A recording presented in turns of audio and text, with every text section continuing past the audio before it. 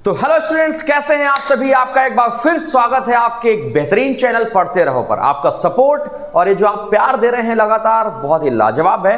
बस 130 लोगों की और भी कमी है जो हमारे इस फैमिली को कंप्लीट करेंगे 1000K में। चलिए आज का जो हमारा टॉपिक है उसके पहले एक छोटी सी बात करेंगे। देखो, एक ये मीठी मीठी सी जो ठंड है ना, हल्की हल्की सी, वो शाम को पड़ने लगी है, राइट। अभी क्या है, ये हमारे पास एकदम पीक टाइम है जिसको हमें कंप्लीट यूटिलाइज करना चाहिए। देखो, इस टाइम पे सबसे ज्यादा जरूरी बात यह है कि आप सेल्फ स्टडी पे फोकस करो एंड एटलीस्ट सैंपल पेपर को लगाना शुरू कर दो। नहीं आप कंप्लीट कर पा रहे हैं, सिलेबस आपका कंप्लीट तैयार नहीं है, तो कोशिश करो कि इन 8 से 10 दिनों में आपका सिलेबस कंप्लीट तैयार हो जाए, राइट। और 1 नवंबर या 5 नवंबर से आप सैंपल पेपर की प्रैक्टिस करना शुरू कर दीजिए, क्योंकि बहुत ही पुराना स्टेटमेंट है, प्रैक्टिस मेक्स मैन परफेक्ट। और इसके अलावा ना तो कोई आपको कोई स्ट्रेटजी वीडियो देखने की जरूरत है, ना तो कोई प्रैक्टिस वीडियो की जरूरत है। सबसे ज्यादा जरूरत है कि आप 10 ईयर के सैंपल पेपर्स उठाएं, उनसे आप टॉपिक सिलेक्ट करें कि कौन कौन से टॉपिक से, कोई भी सब्जेक्ट हो, इवन फिजिक्स हो, केमिस्ट्री हो, बायोलॉजी हो, mean science, maths, SST, right, Hindi, Sanskrit, computer, कोई भी सब्जेक्ट हो, आप उससे एक आइडिया लो, इसके हिसाब से अपनी तैयारी करो। इसके बाद उन सारे टॉपिक्स को पॉइंट आउट करो या अलग से लिखो जो आपको नहीं आ रहे हैं। आइए शुरू करते हैं। फिलहाल आज का जो टॉपिक है वह है dispersion of white light. Clear. तो एक एक्टिविटी हम परफॉर्म करेंगे, इसके बाद देखेंगे कि क्या ये सच में, ये मतलब क्या ये सच में डिस्पर्जन की तरह मैच हो रहा है कि नहीं मैच हो रहा कुछ। ठीक है, उधर देखते हैं क्या होता है डिस्पर्जन। देखो, छोटा सा वीडियो है आपके लिए, थोड़ा सा देखेंगे मेरे साथ। Dispersion of white light. Clear. अब इसके बाद क्या है, ये the process of splitting up white light on refraction into many colours is called dispersion of light. Clear. आपको ये प्रिज्म दिख रहा है, एक स्लिट दिख रहा है और ये क्या है, स्क्रीन दिख रही है। जैसे ही हमने एक व्हाइट लाइट इसमें ड्रॉ करी तो प्रिज्म में आफ्टर रिफ्रैक्शन फेनोमेना ये डिफरेंट कलर में क्या हो गई, स्प्लिट हो गई। The white light falls certain angle on a glass prism and it is split in different colors and that is called dispersion of light। और बच्चा, ये जो 7 कलर्स का बैंड दिख रहा है ना, इसको क्या बोलते हैं हम लोग, स्पेक्ट्रम बोलते हैं। क्या इतनी बात समझ में आई? इस एक्टिविटी में देखो, फिर मैं समझाता हूं। क्लियर। चलो, बहुत बढ़िया बात है। अब और ये 7 कलर्स का जो पैटर्न है ना, वो कैसा होता है, वो पैटर्न होता है रेड सबसे ऊपर, फिर ऑरेंज, फिर येलो, फिर ग्रीन, फिर ब्लू, इस तरह से, राइट। हमने क्या देखा इस एक्टिविटी में कि that a ray of light from slit when passes through a prism spectrum is formed, means band of 7 colours, right. चलो, बहुत बढ़िया बात है। अब जरा मेरे हिसाब से समझ लो, ठीक है, इसका जरा विशेष ध्यान रखिएगा। अब कुछ जरा मेरे हिसाब से समझ लो। क्या समझ लो मेरे हिसाब से?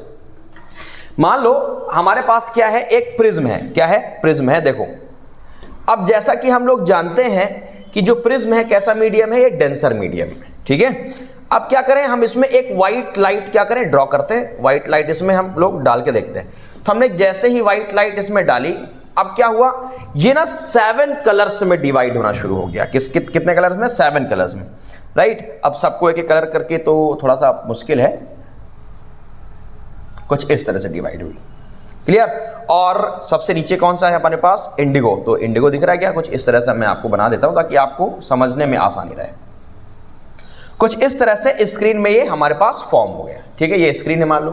तो ये हमारे पास क्या है, रेड है, ठीक है। और ये हमारे पास वॉयलेट मान लो यार, वॉयलेट। इंडिगो है, इंडिगो के बाद वॉयलेट, ठीक है, वॉयलेट मान लो। 2 कलर से हमारे पास आ गया। क्लियर। अब जरा देखो, ये है रेयर मीडियम, ये है डेंसर मीडियम और ये है रेयर मीडियम।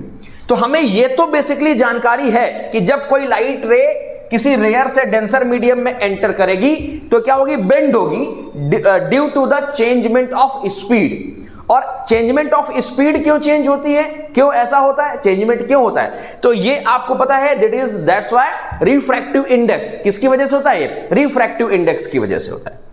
आई बात समझ में? हमने क्या देखा, ये व्हाइट लाइट 7 कलर्स में जैसे ही डिवाइड हुई तो सबसे ऊपर है हमारे पास रेड, मींस जो लीस्ट बेंड होने वाली रे है या कलर है वो कौन सा हो गया, रेड। क्वेश्चन एग्जाम में पूछा गया है कि लीस्ट बेंड कौन होगा, और जो सबसे ज्यादा बेंड होगा वो कौन सा, वॉयलेट होगा। हालांकि इसमें इंडिगो कलर बन गया है बट ये वॉयलेट होगा। क्लियर बात कि नहीं क्लियर है? चलो जरा इसमें एक चीज समझते हैं। तो ये जो हमारे पास फेनोमेना हुआ, इस फेनोमेना को हम लोग क्या बोलते हैं, इसको बोलते हैं डिस्पर्जन ऑफ व्हाइट लाइट। ठीक है, splitting of white light into different colours. और इनका जो फॉर्मेट होता है वो क्या होता है, वो होता है VIBGYOR।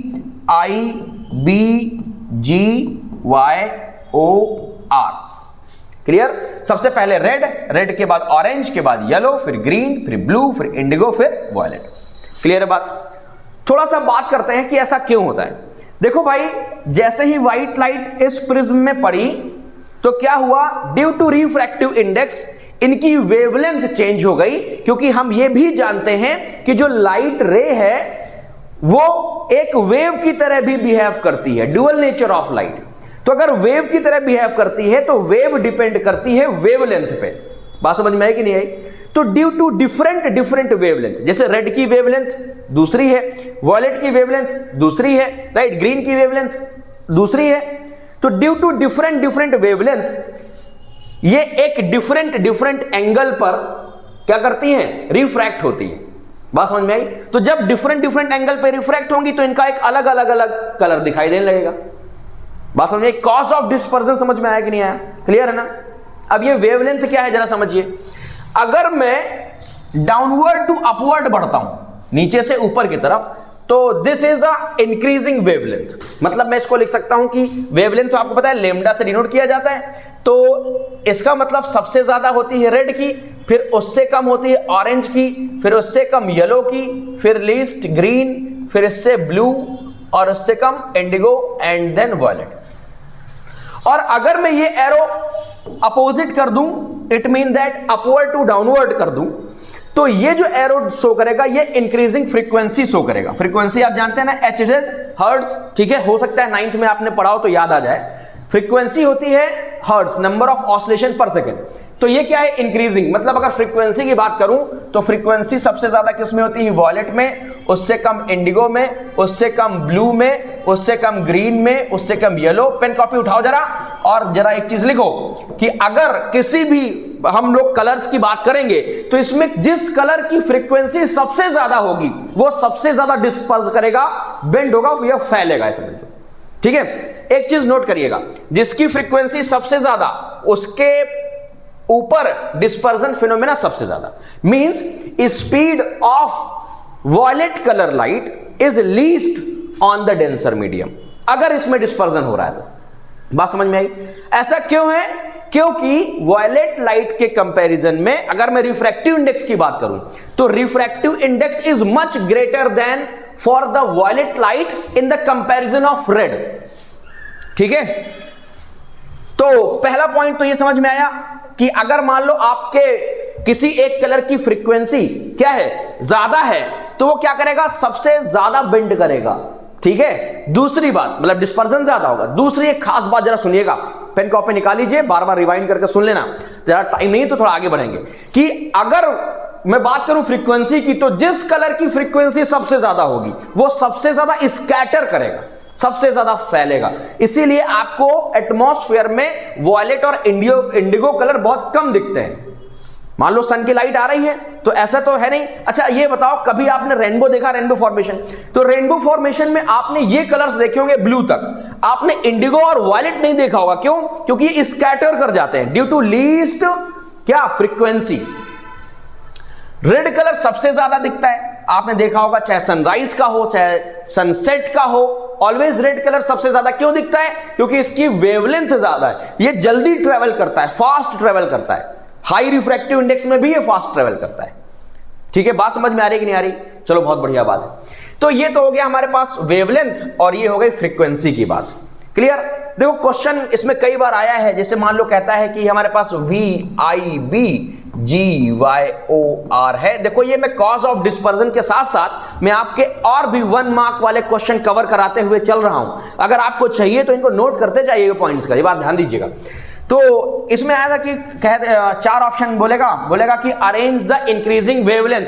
ये कई बार आ चुका है, तो लिख देगा ऐसे कुछ, ऐसे करके R लिख देगा, उसके पहले आपको 4 ऑप्शन दे देगा, G लिख देगा, फिर लिख देगा V लिख देगा, फिर इसके बाद O लिख देगा। पहला ऑप्शन ऐसा दे देगा, दूसरा ऑप्शन दे देगा हमारे पास कि V है ना is less than, G is less than, O is less than R, ठीक है। फिर तीसरा ऑप्शन आपको दे देगा कि B is greater than, G is greater than, I is greater than R, ठीक है, कुछ इस तरह से ऑप्शन देगा और बोलेगा कि इनमें इंक्रीजिंग वेवलेंथ के अकॉर्डिंग क्या करो, करेक्ट ऑप्शन चूज करो। हमें पता है सबसे ज्यादा रेड की होती है, रेड से कम ऑरेंज, ऑरेंज से कम ग्रीन, ग्रीन से कम वॉयलेट। तो आप इस तरह के क्वेश्चन करने के लिए भी अब आप एबल हो गए। बात समझ में आई कि नहीं आई? क्लियर है कि नहीं क्लियर? तो ये तो हो गया कॉज ऑफ डिस्पर्जन। होपफुली आपको समझ में आ गया होगा। थोड़ा सा रिपीट करेंगे कि अगर कोई व्हाइट लाइट प्रिज्म में गिरती है तो प्रिज्म उसको 7 कलर्स में डिवाइड कर देता है और इस फिनोमेना को बोलते हैं dispersion of light and that 7 colour band is called spectrum. बात क्लियर है? बहुत बढ़िया बात। अच्छा, ये स्पेक्ट्रम ना सबसे पहले देखा था किसने? सबसे पहले देखा था सर न्यूटन ने। आइजैक न्यूटन, नाम तो सुना ही होगा इन सर का, बहुत सारे इनकी थ्योरीज हैं। तो सबसे पहले जो स्पेक्ट्रम के बारे में बताया था वो इन्होंने बताया था। ये केवल इन्होंने लॉज ऑफ न्यूटन, जो न्यूटन के लॉ है ना, ये सिर्फ नहीं बताया इन्होंने, इसके अलावा भी बहुत सारा फिजिक्स में बताया उन्होंने, राइट। चलो देखो क्या किया कि उन्होंने सोचा कि यार एक प्रिज्म में जब 7 कलर्स डिवाइड हो सकते हैं तो अगर मान लो मैं एक और प्रिज्म लगाता हूं तो क्या होगा, क्या ये फर्दर 7 कलर्स में डिवाइड होगा? तो उन्होंने एक क्या किया, एक प्रिज्म और लगाया, एक प्रिज्म क्या किया और लगाया, कुछ इस तरह से लगा दिया मान लो प्रिज्म, ठीक है। अब लाइट रे फिर से ड्रॉ करी उन्होंने, क्या करा, लाइट रे ड्रॉ करा व्हाइट कलर का। तो व्हाइट कलर की जब रे आई तो ये डिवाइड तो हुई, 7 कलर्स में हुई, फर्स्ट राउंड में उसने क्या किया, डिवाइड हो गई। चलो ये मैंने कहता हूं ये डिवाइड हो गई 7 कलर्स में, क्लियर, डिवाइड हो गई। इसके बाद दूसरा भी इधर देखो, कुछ बन जाओ इंडिगो जैसा, चलो कुछ इस तरह से, और दूसरी रे भी आई तो वो भी क्या हुई, ये 7 कलर्स में डिवाइड हो गई। ये क्या हो गया हमारे पास, ये हो गया हमारे पास रेड और ये हो गया वॉयलेट, क्लियर। अब फर्दर उसमें कोई भी कलर डेविएशन नहीं हुआ। इसका मतलब कि जो लाइट जैसी थी वैसी ही हमें दूसरे प्रिज्म में दिखाई दी।